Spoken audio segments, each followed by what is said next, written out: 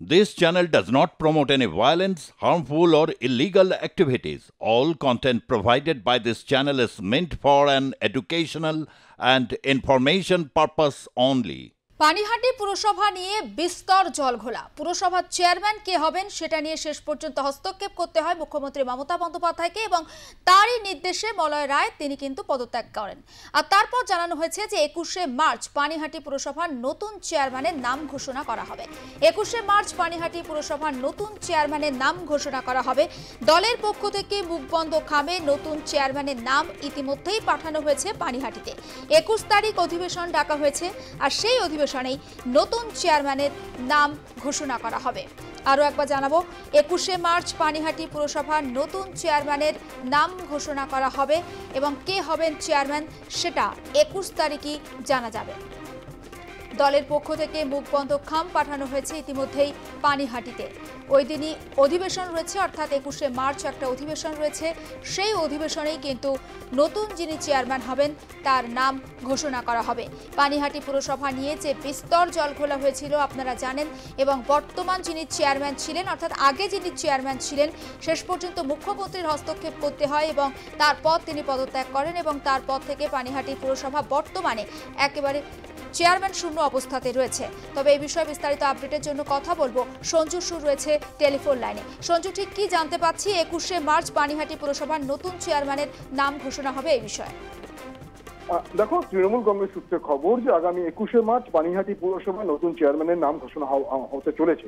তার কারণ যেটা আমরা জানতে পারছি দলীয় সূত্রে, যে ইতিমধ্যেই পানিহাটি পুরসভাকে মুখবন্ধ খামে নতুন চেয়ারম্যানের নাম পাঠিয়ে দেওয়া হয়েছে, বা উত্তর 24 পরগনা জেলা তৃণমূল কংগ্রেসের যারা নেতৃত্ব রয়েছেন তাদের কাছে এই নামটা পাঠিয়ে দেওয়া হয়েছে।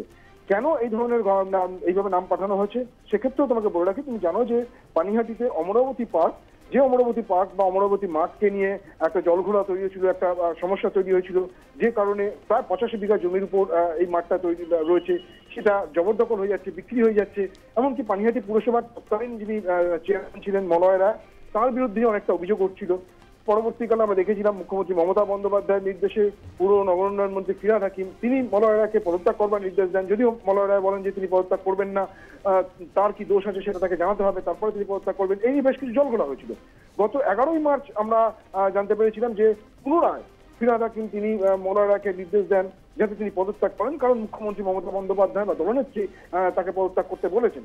এরপরেও আমরা দেখেছি যে সেদিন রাত্রিবেলায় মলয় রায় তিনি ফিরহাদ হাকিমের বাসস্থানে আসেন কলকাতায়, এসে তার সঙ্গে কথা বলেন এবং তিনি জানান যে তিনি পদত্যাগ করবেন। যদিও 11 তারিখ 12 তারিখেও তিনি পদত্যাগ করেননি, তারপরে গিয়ে তিনি পদত্যাগ করেন এবং এই মুহূর্তে পানিহাটি পুরসভা চেয়ারম্যান বিহীন হয়ে রয়েছেন।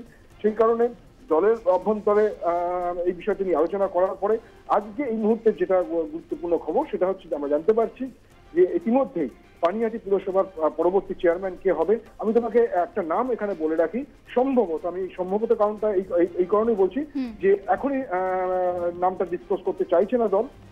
21 তারিখে যখন অধিবেশন হবে বা 21 তারিখে যখন পানিহাটি পুরসভার তৃণমূল কংগ্রেসের যারা সদস্যরা রয়েছেন, কাউন্সিলর রয়েছেন, তারা বৈঠকে বসবেন, সেখানেই নামটা জানানো হবে। তবে মনে করা হচ্ছে 17 নম্বর ওয়ার্ডের কাউন্সিলর পানিহাটি পুরসভার সোমনাথ দে তিনি সম্ভবত পরবর্তী চেয়ারম্যান হতে পারেন। আমি আবার বলছি হতে পারেন, কারণ যতক্ষণ পর্যন্ত না এই মুখবন্ধ খামে যে নাম পাঠানো হয়েছে সেই নামটা বের করা হবে কাউন্সিলরদের উপস্থিতিতে, দলীয় নেতৃত্বের উপস্থিতিতে, উত্তর 24 পরগনা জেলার দলীয় নেতৃত্বের উপস্থিতিতে, ততক্ষণ পর্যন্ত এই জল্পনার কিন্তু থাকবে। তবে এটা নিশ্চিত করে বলা যায় যে আগামী 21 তারিখ পানিহাটি পুরসভা তাদের নতুন চেয়ারম্যান পেতে চলেছে।